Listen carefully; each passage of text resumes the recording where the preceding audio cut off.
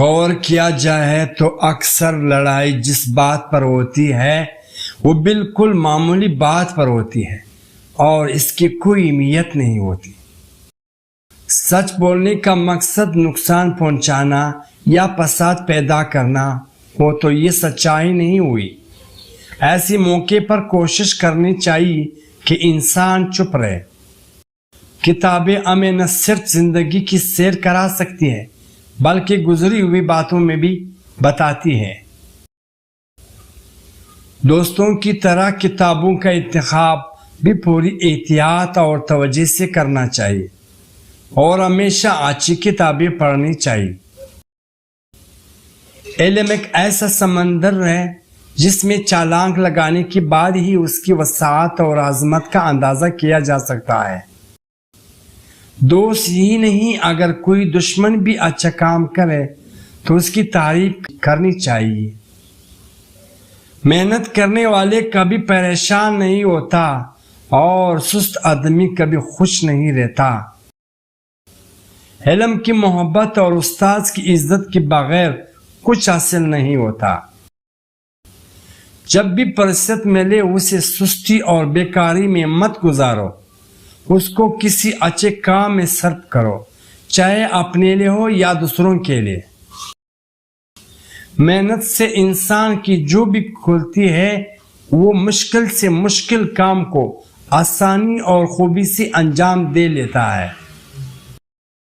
آدمی کی فطرت ہے کہ وہ اپنی اچھائی سن کر خوش ہوتا ہے اور جھوٹ بول کر معمولی فائدہ اٹھانے والے ایک دن بڑا نقصان اٹھائے گے۔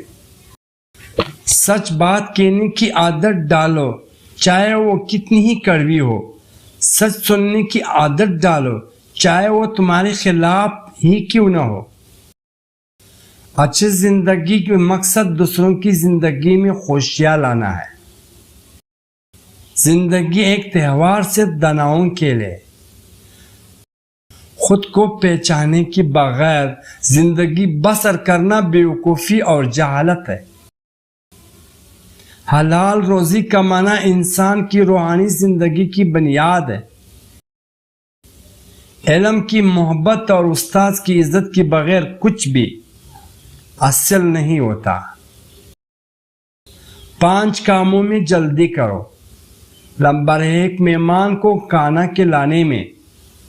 نمبر 2، میت کو دفن کرنے میں۔ نمبر 3، بالغ لڑکیوں کا نکاح کرانے میں۔ نمبر 4، قرض ادا کرنے میں۔ نمبر 5، گناہوں سے توبہ کرنے میں۔ خدا کی بے انتہا نعمتوں اور اس کی احسانات کا شکریہ انسانی طاقت سے باہر ہے۔ جب تم نماز پڑھو تو اپنے دل کی حفاظت کرو۔ جب تم کھانا کھاؤ تو اپنے عقل کی حفاظت کرو۔ جب تم کسی غیر کے مکان میں رہو تو اپنی آنکھوں کی حفاظت کرو۔ جب تم لوگوں کے مجلس میں رہو تو اپنی زبان کی حفاظت رکھو۔ اللہ تعالیٰ آپ کو ہمیشہ یاد رکھے گا۔ اپنی موت کو ہمیشہ یاد کرتے رہو۔ جو بندہ خدا کی بخشی ہوئی دولت میں سے خدا کے بندوں کا حق نہیں نکالتا، اس کا مال ناپاک ہے اور مال کے ساتھ اس کی نفس بھی ناپاک ہے۔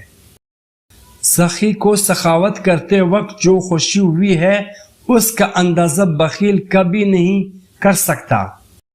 اگر تم بوڑھے ہو گئے ہو تو انجیر خربوزہ کی بیج اور چھوٹی شیت رات کو کھا لیا کرو، جوان ہو جاؤ گے۔ وقت اللہ کی امانت ہے، جس کا ایک لمحہ بھی ضائع کرنا خیانت جرمانہ ہے۔